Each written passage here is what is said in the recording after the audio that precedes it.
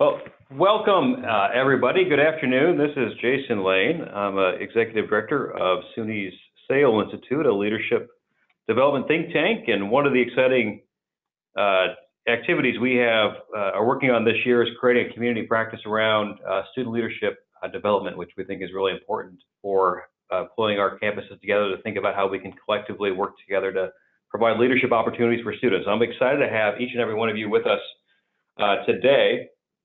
This is the first in a couple of webinars we're going to be doing this year to think about, to learn about what's happening, I think, across the Suny system and how we might be able to take that learning back to our individual campuses. What I want to do first is introduce Jessica Walton, who's our Leadership Development Assistant here at the SAIL Institute. And Jessica is really playing a lead role in helping move forward this Student Leadership Development Network. And she's going to kick us off this morning and this afternoon and introduce Elise. Hi, everybody. Thank you for joining us. This is Jessica. I just wanted to welcome everyone to our first student leadership webinar series. And today's topic is going to be on applied learning and student leadership, and featuring guest speaker Elise Newkirk-Kartfila, the Suny System Director of Applied Learning. Elise joined Suny after receiving her master's degree from University of Albany, where she studied women's studies and public policy with a research concentration on community-university partnerships. Her current work responsibilities involve directing the Suny Applied Learning Initiative, as well as the Suny and the Vibrant Community, one of the 6 big ideas put forth in the Power of Suny Strategic Plan 2010 and beyond. So Elise, I'll turn it over to you and let you get started. Sounds great. Can you hear me okay? How's my volume? Great. Okay, and for those of you who are on video, can you see my PowerPoint? Yes. Great. So thanks for having me. Some of the names on here look pretty familiar to me, so I'm happy to talk to colleagues. I'm going to go through a quick PowerPoint, and then I was hoping to have some discussion with those folks that are on the phone today. So essentially, my plan is to tell you about applied learning and help think through what it means to be an applied learning experience for Suny and how student leadership already fits that model, but could potentially fit that model with a little more fidelity if we use the criteria that Suny has been using. So first things first, why do we care about applied learning? What is it and why do we do it? So there's some pretty strong evidence from multiple fields of research in community engagement, in internships, in career readiness, to suggest that when students do a hands-on activity that is high quality, that not only does it mean they might graduate and get a job first thing, or get a job that pays higher than their peers who didn't have a work experience, but it also means when they're doing community engagement, they're building a sense of community with their cohort of students on campus, and that can have some implications for their retention and their graduation rates. It also turns out that if you do something that's engaging, you might just become more engaged in your community after you graduate. So this is just some information from Gallup, where years after graduation, they went back and they said, you know, what was meaningful for you? And they found that it mattered less whether or not you went to a Suny or a Harvard. What mattered more is if you did these types of experiences. So things like internships, having a job that was connected to what you were learning in class assignments, or being involved in extracurricular activities actually meant that you might be a more engaged worker later on in life. It also turns out that if you ask students, or really any people, how they prefer to learn, they're likely to say that they like hands-on learning or some on-the-job training, or to get their hands dirty and really see the application of what they're learning in the classroom to a real-world experience. But if you ask higher education, or actually any vocational programs as well, how they provide their content, they're more likely to say that they do direct lecture, and then there might be some element of hands-on learning, but not a ton. And we asked our own Suny students, how important is it for you to do applied learning? And of course, we described what that was in the survey that this is from. But essentially, they all said, yeah, we enjoy this type of learning. We would like it, not to throw out lecture style, but we'd like to do this kind of work as well. We think it's meaningful. And we also asked them, what advice would you give to your peers? And they said things like, It's really important that you do this type of work, and please understand that applied learning experiences are for everyone, right? Not just those students with 3.0s, but that they should be meaningful for all students. We also think that applied learning is a win for employers. We consistently hear from employers that although educational institutions believe that we're providing and equipping students with all the competencies that they need, employers are coming back and saying, you know, there are some gaps here. There's gaps in what we think we're providing in terms of hands-on training and what employers are seeing. There's some gaps in teamwork and communications skills that employers would like for students to have. So we do think that applied learning experiences are one way that students could get some of these soft skills before they enter into the workforce. What am I talking about? Applied learning is not just internships, and it's not just work-based or work-integrated learning. It refers to an educational approach where students learn by doing, right? So the broad, dewy learning by doing. The students take something that they're learning, some kind of a theory or a model in a classroom, and then they apply that knowledge in a different setting, a real-world setting. It doesn't have to be off campus. It could be a simulation in the classroom. It could happen on or off campus, but many times it happens in community or with a business and industry partner. For the most part, these experiences are embedded in courses or course sections, but we do also include non-credit opportunities as types of applied learning. So as you may be aware, or maybe you work with the Applied Learning Liaison on your campus, in 2015, we were charged by the governor and our board of trustees to make a high quality applied learning opportunity available to all of our students. And so we've been doing some work with the campuses since that date. The campuses since 2015 have done 7-part applied learning plans, and I will send out a link to you after the phone call so that you can view the plan from your campus if you're interested in what was submitted. But essentially, we asked questions about where does the applied learning live on your campus? How do you collect data on this? How will you report information to Suny system? How do you support faculty who've been doing this work for 30 years, right? How are students engaged in it, and how do we know that they are safe when they leave campus if they do leave campus? And at the end of all of this work, we also asked about partnership collaboration. Campuses could decide whether or not they wanted to make experiential and applied learning a graduation requirement or not. So after roundtables with all of the campuses, here are frequently occurring types of applied learning that they noted. So you'll see, again, work-based is pretty popular, internships, co-ops, clinical placement. If you're going to be a nurse, or if you're going to go to upstate or downstate medical center, you're going to get a clinical placement experience. Course, service learning, community service, and civic engagement experiences. And finally, they felt that we had really left out entrepreneurship, undergraduate research, experiences abroad, and creative work. So if you're going to Capstone in the Crane School of Music, you'll likely have a creative capstone experience. So how does that fit into here? So as you can see from the umbrella, really anything could be an applied learning experience, and we're not too prescriptive about what you call it, except for that nothing can count as an applied learning experience unless it meets our criteria. So I've shared with Jessica the more enhanced list of these criteria, so what each one of these 5 things means, and she'll share it with you after our call today. But essentially, we asked all of the campuses, how do you know if these experiences are any good or rigorous or high quality or not? And they shared with us different sets of criteria. We agreed as an applied learning team to focus on these that are listed here, and this information was shared with campuses back in 2015. So right now, we talk about approved applied learning experiences. So for us, you can't be an applied learning experience unless it meets, unless it's structured, intentional, authentic, unless it's got orientation and training, unless it includes monitoring and continuous improvement.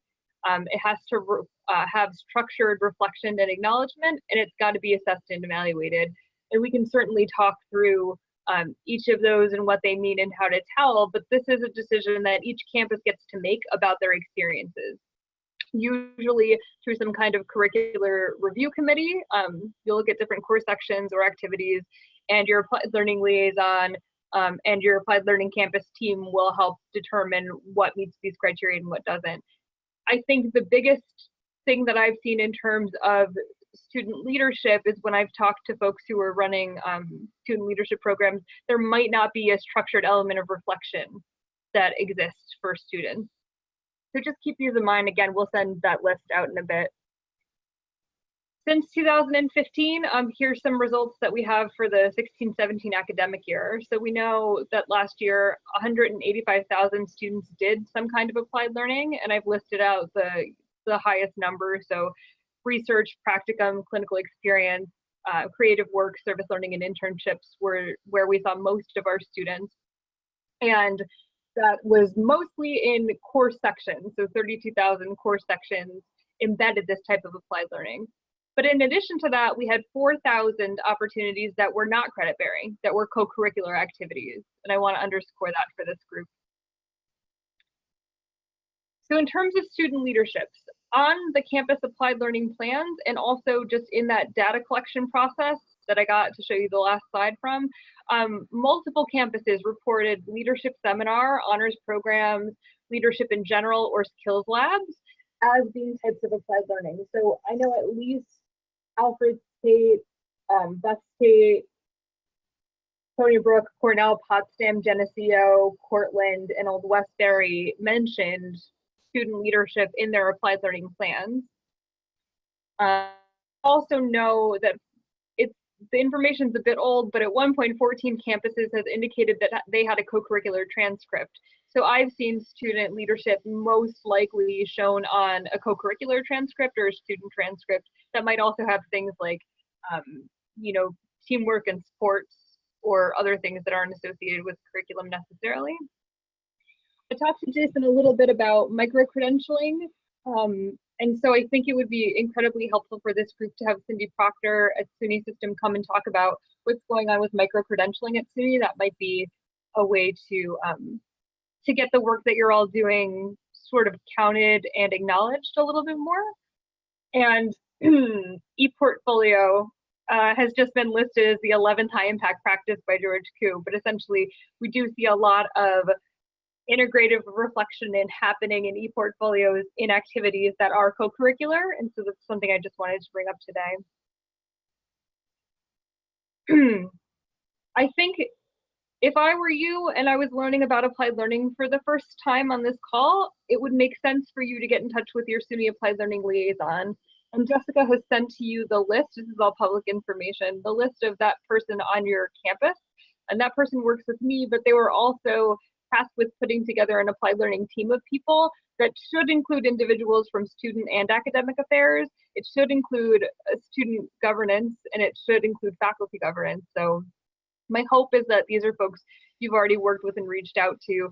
But if you have questions about your student leadership experiences and whether or not they meet those criteria, or how to figure that out, or who to talk to about how to embed structured reflection or acknowledgement, that would be the first point of contact that I would suggest you getting in touch with.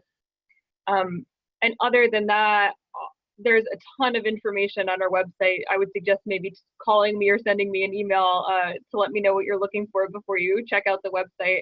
And so I've listed my email here.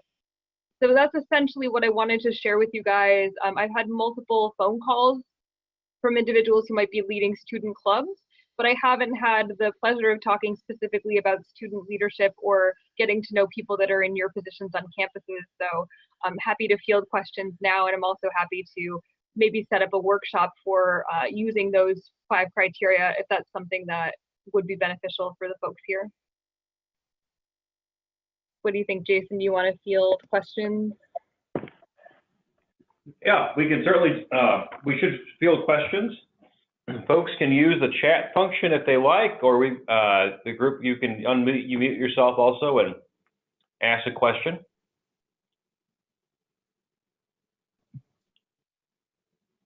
And Jason, is there anything you were hoping that I was going to hit on that I did not? You covered a lot, Elise, and brilliantly, as you always do. I would think you talked about some campuses having reporting leadership, I think, in their applied learning activities. Does that go so far as to help us understand, are they really linking fully into the curriculum the curricular aspects of what's happening on campuses, or are these still seen as largely two separate areas? So I think it's the data reporting has been a bit of a struggle for everyone, because the way that campuses are reporting on their applied learning activities is through CIRIS. It's through the Suny Institutional Research Information System. So reporting on things that are not credit bearing then becomes really difficult, because the way you report is by tagging core sections with different attributes. So for the campuses that have reported that they're doing student leadership, that leadership meets all of the SUNY criteria, because otherwise they wouldn't have been able to report it. But it's more difficult for them to share information with me about where it actually lives on campus. So I would say we haven't had really good conversations about this yet. I'm excited about the phone call. So we got a question from Jeff, and he asks, are there any rubrics that are available to rate potential applied learning experiences across multiple facets? Yeah, so Jeff, there are multiple different taxonomies, so that would depend on the type of applied learning, right? So for student leadership, I guess my question would be, what is the experience that the students are having? What are they learning, and what's the activity? So if in a student leadership experience, they are doing public speaking, they're leading, maybe they're planning a conference, maybe they're leading an activity, you'd have to first understand what the actual thing that they're doing is, and then we could help with rubrics from there, right? Because the rubrics and the taxonomies are essentially about understanding what the outcomes you wanted are and whether or not you got to those outcomes. So I'm happy to share, I think maybe just with you over email, or I'll send it to Jessica and she can send it out. But we have a whole bunch of different rubrics that are available and that I think are pretty helpful. But the question is, what is it that the students are doing in the activity? Is it service experience? Is it a work experience? Is it, does it vary? Is it always leadership in terms of presenting in public, or is there a way you guys could help me understand a little bit better what activities the students are doing in your on your campuses?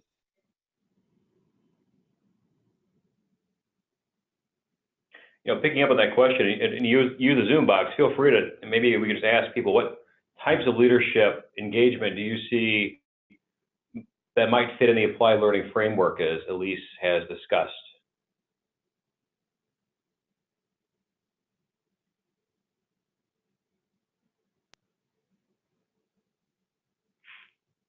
Yeah, as we're waiting for responses, what's come to me has been student leadership in clubs, or student leadership on alternative spring break trips or other service trips like that. I've definitely seen service learning, but I don't know from you all what you support students in doing. Is it, you know, is there a time factor at all, Elise, as we think about this, right? There could be a one-day workshop on public speaking, or there could be a semester-long emerging leader experience, right? That's much more holistic and all-inclusive, a variety of skills and development. Do you have any sense of sort of, is it all work, or is there a sense of the amount of time a student should be spending in a experiential learning activity for it to really be sort of counted that way? Yeah, for it to really meet those criteria and to be meaningful and, you know, have the ability to impact a student in the way I was talking about earlier, like have retention and graduation impacts, then it does have to be a certain length of time, and that's debatable by campus. Some campuses have decided to call it applied learning or applied learning plus. So if it's only a 10-hour experience, then it might be applied learning. But if it's 10 hours a week over the course of a semester, or over the course of a year, that'd be applied learning plus. So at the most basic, the student has to understand what they're doing, and they are likely working with a partner that is either a partner in a different discipline, a partner in the community, or a partner in business and industry. And so they need to understand if there's any social issues before they're going on to their projects. A good example is if your student's going to do service with you know, a women's shelter or about food insecurity in the community, then there's some things the student would need to learn and be prepared for before they act as an ambassador for your school and go out into that project. The monitoring and continuous assessment, essentially somebody's got to be checking in with the student. They have to have a point of contact that's a faculty or a staff member to help them tie their academic learning to the activity that they're doing. And then the structured reflection, I think, is the biggest barrier to making activities that are not currently applied learning into them. So structured reflection means that the student needs to be thinking about who they are as a learner, what they're bringing into the educational experience and the activity, and then be reflecting throughout on what has this activity meant for me as a leader. Many times students will be reflecting on how they're getting these career competencies as a result of what they're learning in class or what they're doing through this project. So I would say, find on your campus an example of really good applied learning, and then how long does that take? In most cases, something less than a semester long, it would probably be difficult to get those criteria into it, but there's no reason you can't ladder these. There's no reason they couldn't do an activity that then leads into a class, or they couldn't do an activity that then has a culminating experience in the next semester. And there's some evidence to suggest that laddering these types of experiences is actually more beneficial for the students because it helps them reflect throughout their educational experience instead of just that one-time project. So Elise, you made a comment a couple times about this reflective experience and how important that is, and that might be one of the disconnects that could exist right now between what is happening in leadership and moving that into what may be more officially called applied learning. From the group, I'm wondering if anybody has examples of reflective experiences that they now engage in, or they ask their students to engage in as part of a leadership experience that they would be willing to share.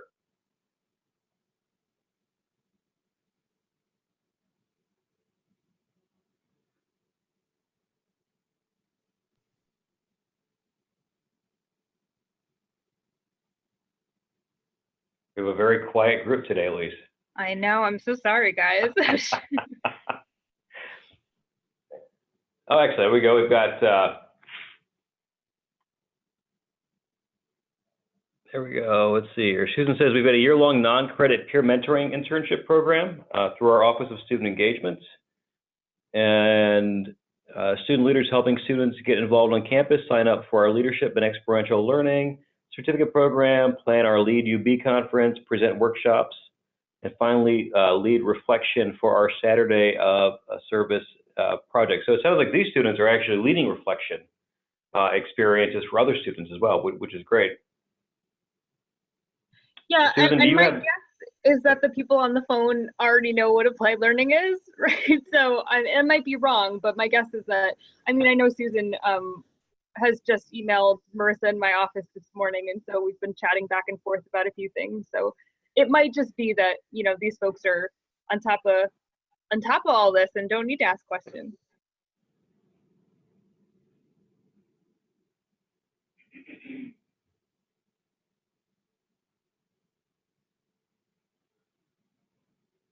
So Elise, how about this question? Is it important, do you think, for us to have student leadership opportunities recognized by Suny as applied learning?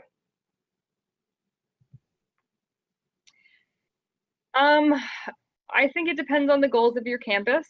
If your campus has decided to really use applied learning as an enrollment strategy, if they plan to use applied learning as a way to get these outcomes for students, so student success initiative, then yeah, I think it absolutely needs to count because folks are working really hard on this, and the students are getting experiences that their peers are not. So I do think it's important to get recognized and to be acknowledged for the work that you're doing. I don't know that it's as important to try to fit into a credit model if that's something that isn't the best use of someone's time.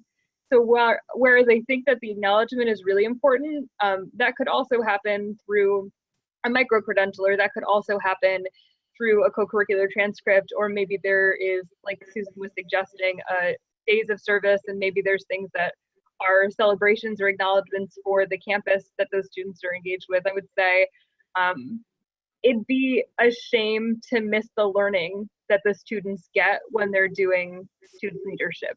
They are learning a lot. They it's an opportunity for them to reflect on who they are and everything that they're learning in their classes, and for them to think about if this is what they want to do for the rest of their lives or not, right? So I think it would be a bit of a shame to not include the reflection, even if you're not out to get this counted as an applied learning experience to tick a box. I think thinking about the reflection and thinking about the public display of competence at the end of an experience would still be beneficial for students to have.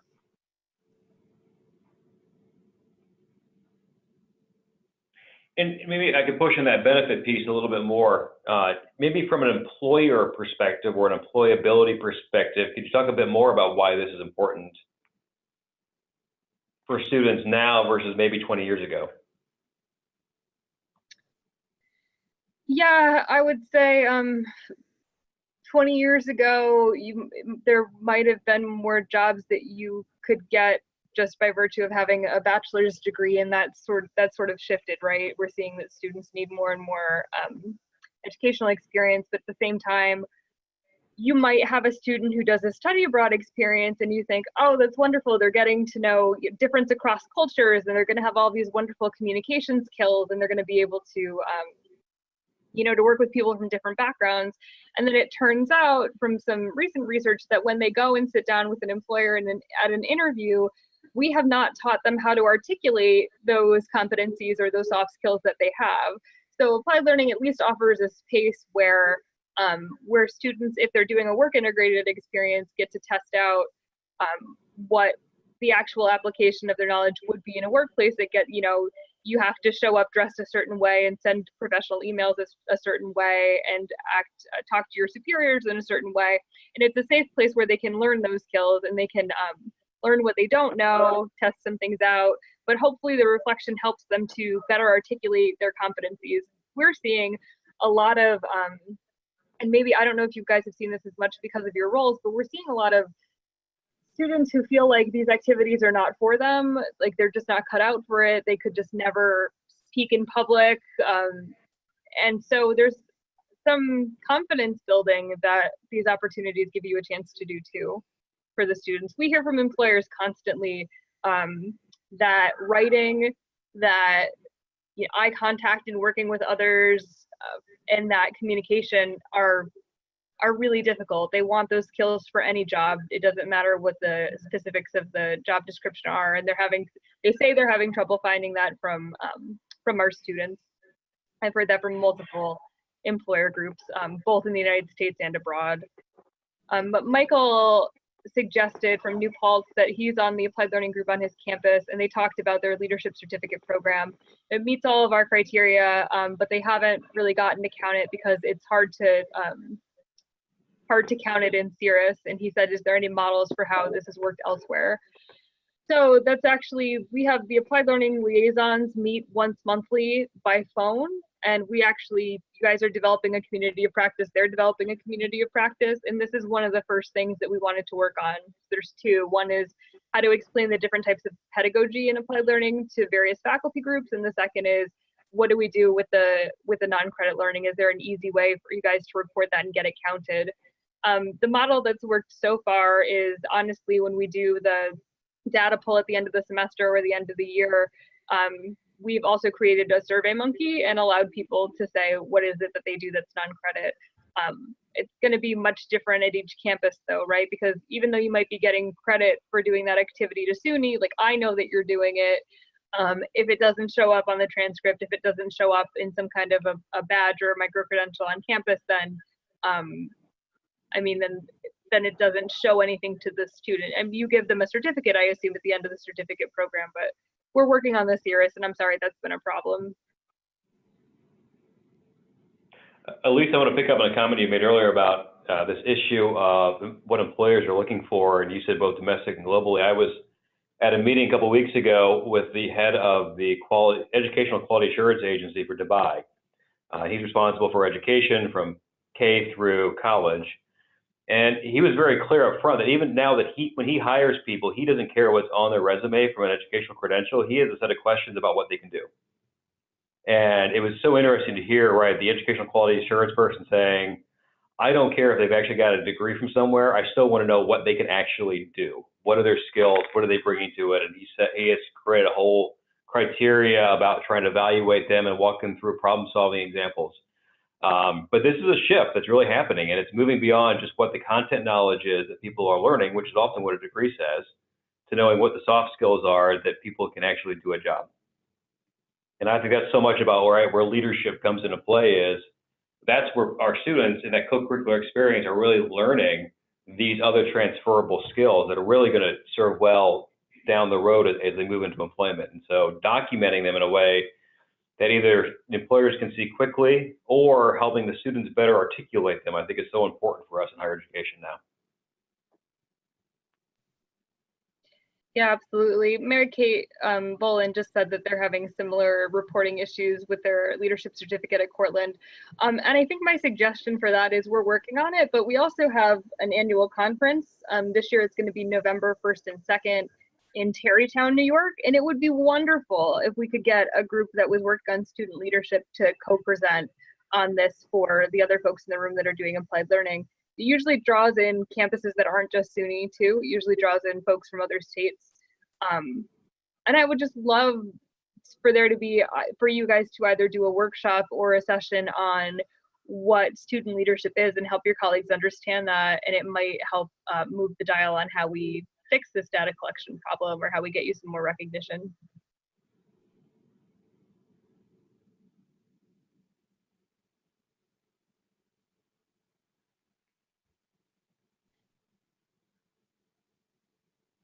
Well, that's a great invite, Elise, and I think we'll try and encourage the group to follow up on that and be engaged.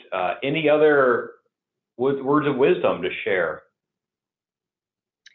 And I think what you all do is wonderful and it's absolutely necessary and it's meaningful for the students. And so we're going to keep doing some research with the student assembly and to see what's working for them and what's not. Right now, I'm having debrief calls with all of the campuses to see what's going on in their applied learning and what we missed. And so I will take note that the thing that we have, this is one of the things that we've missed or need to work on a little bit. And I just look forward to being in touch with the group if you guys have questions, and hopefully maybe see you in November.